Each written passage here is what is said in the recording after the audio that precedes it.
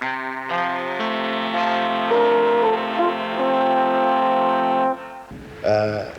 were always expecting a kind of clash here or there as a result of the difference in strategy between the Palestinian resistance movement and practically most of the Arab regimes. But we did not really expect to have this kind of combats between the Palestinian resistance movement and the Lebanese army. They should not forget that the Palestinians have no way out but fighting back. Even if we wanted to surrender, where shall we go to? To Cyprus? To the sea waters? Where shall we go? With 300,000 Palestinian people, where shall we go? We have to fight back. And that would be a real catastrophe for the Lebanese as well as for the Palestinians. The Middle East is scarred by the camps of those who fled from what was Palestine, what became Israel 25 years ago. They were virtually a people destroyed, but slowly leaders emerged. To former President Camille Chamoun, the guerrillas are an outrage and a threat. A trusted advisor of today's president, Chamoun echoes the views of the Lebanese authorities. So far, the Lebanese people have been supporting the Palestinians, accepting them to live here in this country, to enjoy the rights of Lebanese citizens, and to work freely, and sometimes competing with Lebanese youth. But we had accepted that because of the situation of the Palestinians after what happened in their country. And still we accept them to stay here, but not to ask for more rights than the Lebanese citizens. Lebanese regulations and laws should be respected by everybody, the Palestinians as well as the Lebanese. What rights do you think the Palestinians do not respect? Well, they want to consider themselves as being a state within the state, or being an army of occupation, enjoying all the rights of a foreign force occupying the country. Does that mean that they have to make considerable changes now in the way they behave? Certainly, in the way they behave. I mean, they have to behave like every citizen in Lebanon.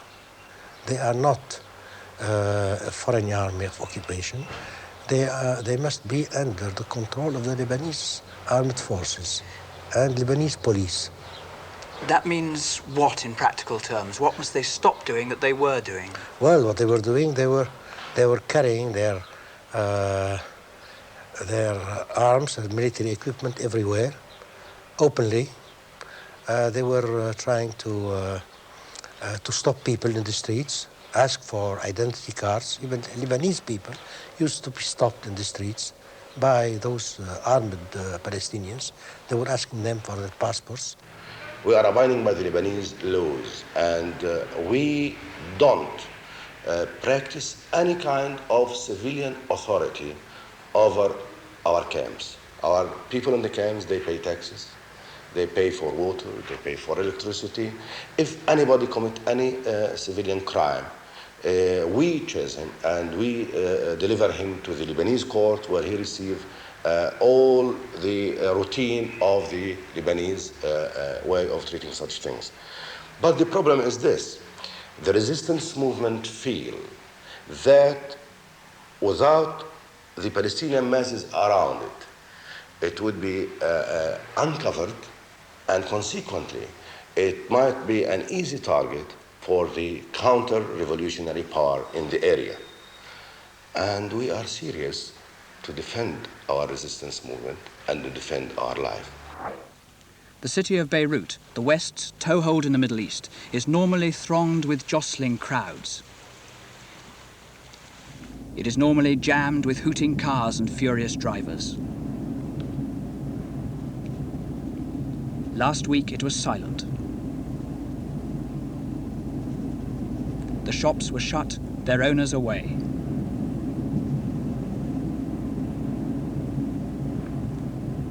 So after 24 hours of fighting, Lebanon was not only counting her dead.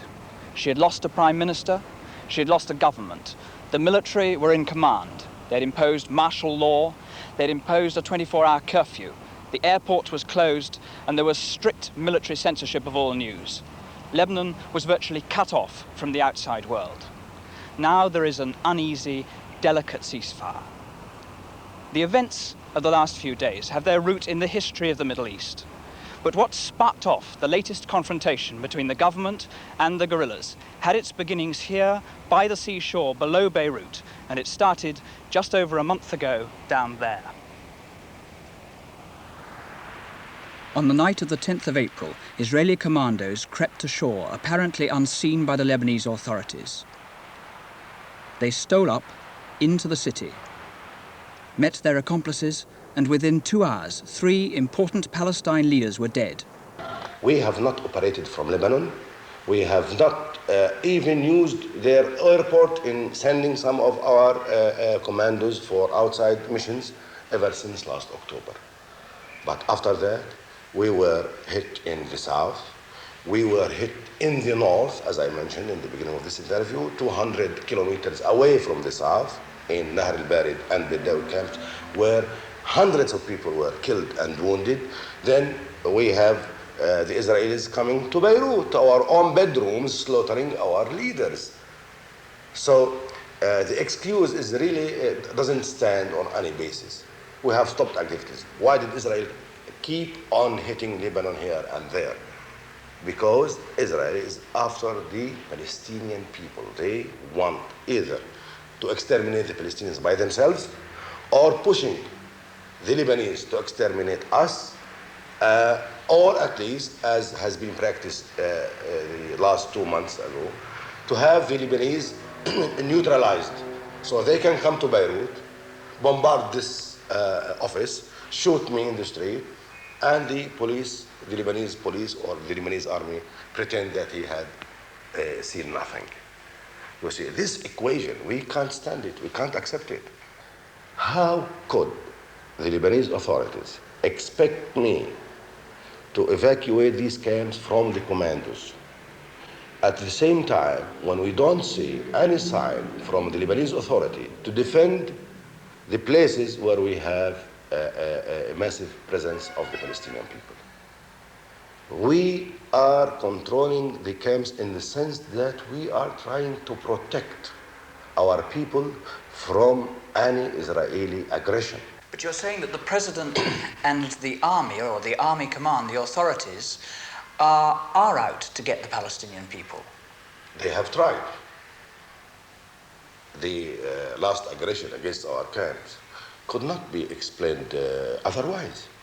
Is your position that you won't yield the defense of your camps, the security of your camps, to the Lebanese authorities? That is your position? Yeah, we will not yield to that.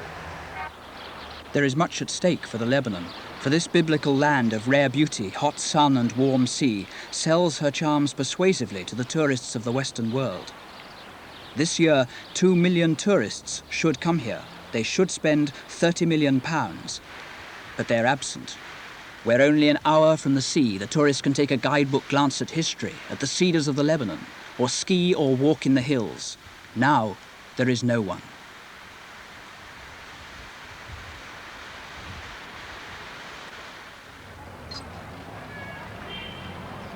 In Beirut, the few caught sunbathing in the battle found themselves marooned by their pools, trapped in their hotels.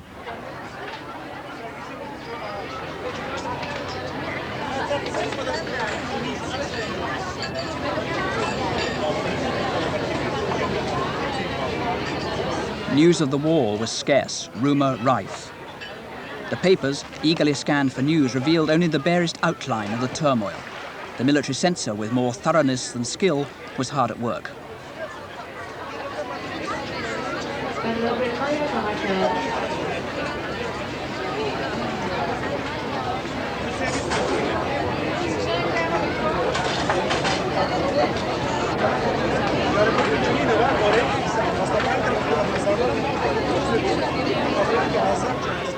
The Lebanon is a rich land.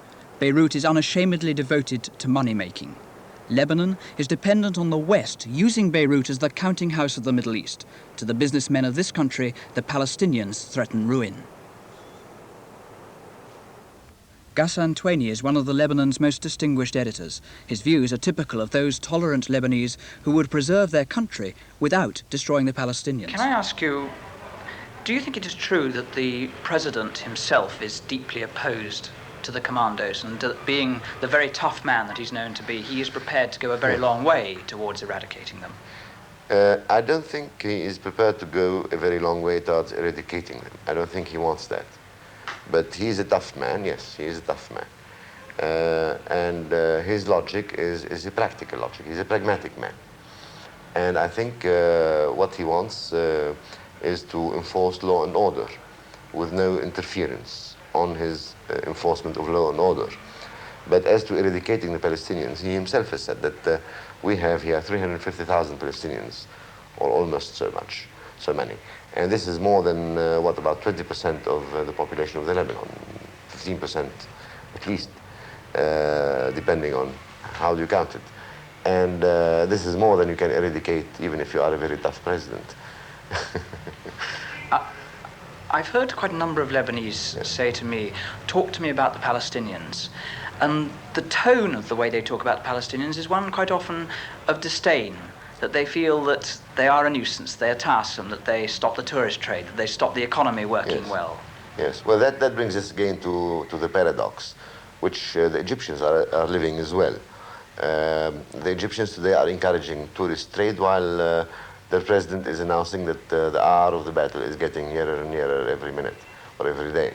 If there is not to be more fighting, what in your view have the guerrillas, the commandos, got to accept? I think, they should not undertake any kind of military activities outside the camps. Secondly, they should not utilize the Lebanon as the base of any action that might prejudice the overall Arab policy to which Lebanon is a partner. Secondly, that they should not exhibit arms and whatnot outside the camps. No kidnapping, no smuggling, etc., etc. And they should not have inside the camps any heavy equipment that is not of a nature that would be utilizable, let us say, by guerrillas when the time comes for guerrillas being utilized. All this is very paradoxical, of course. That paradox being that Yes. The Lebanese government both wants and does not want Yes, the presence both of the... authorizes and does not authorize. You can have weapons, but you can't use them. You can have a military status, but you do not behave like a military. Because we are in a war which we don't fight. And we are in a peace which is not a peace. President Frangieh of the Lebanon is a tough politician.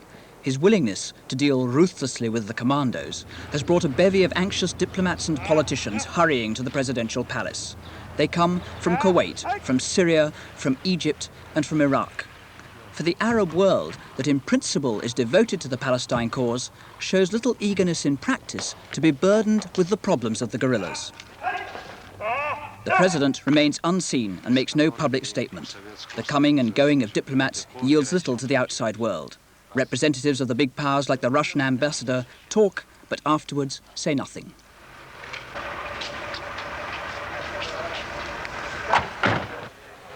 The man trying to pour balm on the wounds of both sides, conferring in private corners, is Mahmoud Riad, Secretary of the Arab League. He has no hard words for the guerrillas or the president. He has threatened that if the ceasefire is broken again, that the army would eradicate the commandos regardless of the cost.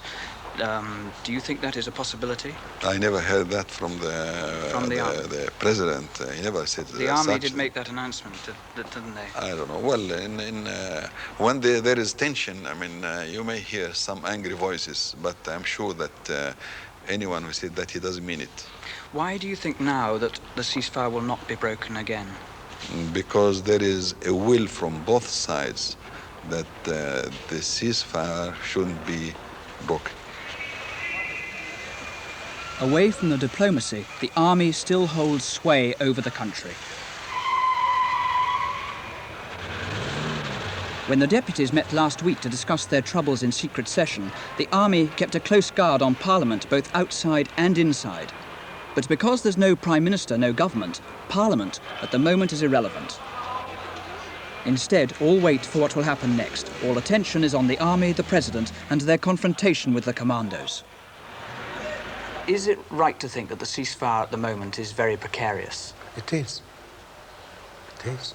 And that at the moment we are in no more, we can say no more than that Lebanon is in a lull, that there is a lull in the fighting? Well, there is a lull. No, there is a ceasefire, actually. You can call it ceasefire, but it can be broken any time. Is Lebanon, if I can put it this way, heading for another Jordan? Well, we hate the idea of going as far as the Jordanian government did, because we don't want of any bloodshed between the Lebanese and the Palestinians. But if we have forced to do that and we have no choice, then we will have to do it, but it will be a real pity. In your conversation with the president, do you judge that he is prepared, if necessary, to do another Jordan? Well, no, he didn't say that, because he hates it. We all hate it. We don't want to do it against Jordan. But if they resume the fighting, then there will be a reaction, and a very strong reaction from the Lebanese army. To what extent will it go? God knows. If the army did put great pressure on you, would you go? Where to? To Syria? Where shall we go? The only place left is Syria.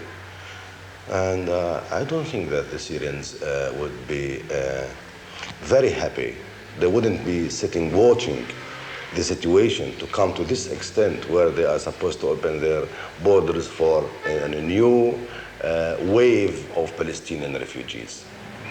If things come to this limit where the Palestinians will find themselves have no way but to march, running away from any military aggression in Lebanon, I think we should think of so many complications that might take place in the whole area. After all, we are part of the Arab world. We have our massive supporting us in Syria, in Iraq, in Egypt, even in Jordan itself. These people will not be sitting silent, observing what's taking place as if it's a football match.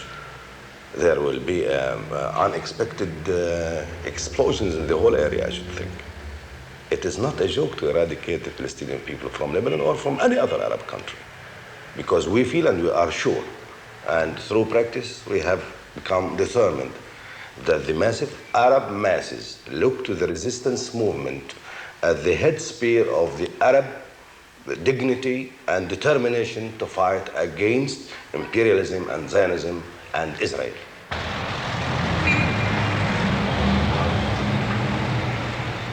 Now, at a casual glance, Lebanon seems back to normal. The traffic has returned. The shops are open and busy. But the curfew begins at dusk. News is still fiercely censored. Yesterday, foreigners suspected of subversion were rounded up for deportation. A state of emergency remains. The city of Beirut is still bruised and nervous.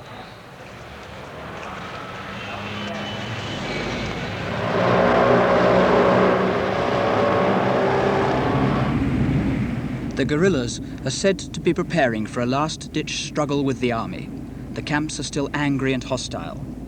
There is now a very real state of no peace and near war.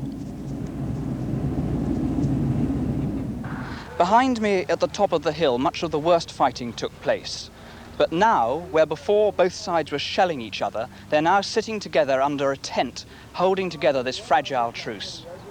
But the issues between both sides are unresolved. The question, who rules, is unanswered. The Palestinians insist that they will never surrender the sovereignty which they now have in their camps. Likewise, the military, the authorities here insist that they must. So if the last week here has been a tragedy for the Arab world, it is hard to resist the conclusion that this is but the beginning, that the conflict between Arab and Arab in the Lebanon is about to reach what promises to be a bloody and terrible climax. When that happens, and many here believe it'll be sooner rather than later, then the Arab world, the Middle East, will be plunged into the worst crisis it's known since the Israeli-Arab war 6 years ago.